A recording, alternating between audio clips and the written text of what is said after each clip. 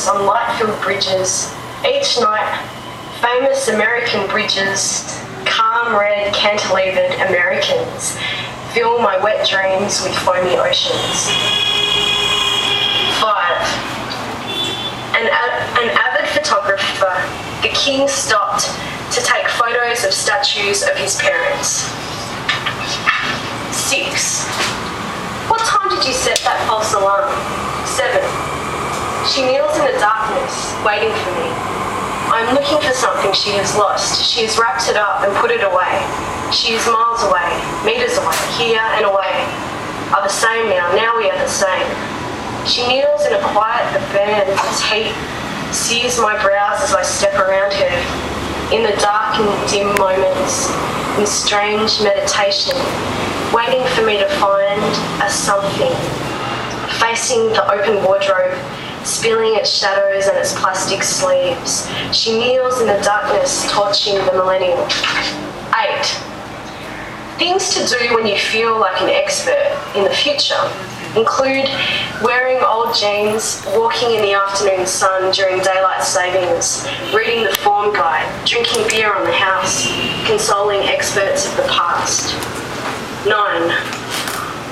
It was just a fleeting moment of intoxicated psychic excitement. I'm ambivalent again. 11. I read about a woman who married the Berlin Wall. This information was so amazing to me that in my amazement I seemed like I was joking when I told people about it, and thus no one has ever believed me, and thus I have never really talked properly about this story or figured out if this story means anything. 12. To get back something you have lost, tie a knot in a used handkerchief. It can't be a fresh one, and it has to be yours. Throw the handkerchief over your right shoulder and throw some salt back there too for good measure, against bad luck and for your wounds. They can't be fresh ones, and they have to be yours. 13. I struggled in his chair, trying to explain what was wrong, but the words came garbling out, full of spit and teeth. He snatched the clear-eyed needle from the tray, and telling me all would be well soon, swiftly jabbed the flesh above my thigh, snapping back dusty elastic. And in that moment I realised this was not my dentist, but another fellow. Too late, I staked a watery rebellion as I lay drowning into the chair, choking under its antiseptic hide, choking on currents of foreign laughter spilling from that unruly knuckle of a hallucinating thug, my mouth hinged apart by split lips, into which smooth fat fingers go. In brackets, Timbuktu. I lost my voice when we arrived at Timbuktu. I couldn't say how much. All the colours made me angry, and you just grinned and put your hands in your pockets at it all. No island is an island. 20. In Perth, when I see someone not wearing a suit, I assume they're going to roll me or ask for a cigarette. So I keep looking at the sky, thinking like a teenager that's always thinking about Sonic Youth. Smoke and flames over and over, only it suits and cranes with its blue sky and its car crash music, suits and cranes over and over. 21.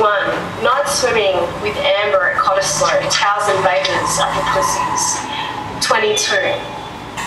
But then I remembered what Cameron said, that saying you don't care what people think of you is quite similar to not caring about how people feel, or just plain not caring about them at all. And I thought about how we're always trying to reassure ourselves that we don't care about what so-and-so thinks of us because we don't want to make ourselves vulnerable to them not caring about us. And then I suddenly thought, who cares? Because that phrase is the ejection button out of my head, and I noticed that the clouds were coming back behind the leaves, and I closed my eyes to herald a change.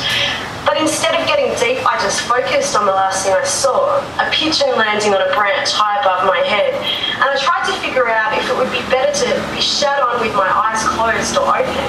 And even though I decided that it makes more sense to be shat on with my eyes closed, I kept my eyes open. On my way back home, a brown lady from Japan was talking with a man in a suit about her baby. She listened as he described how God must be looking after him since he couldn't figure out why else he had it so good. She laughed and she said she knew what he meant. It was like someone waving the flag of the country I would like to move to, waiting for me at the airport with their driver and me walking right past, pretending not to see.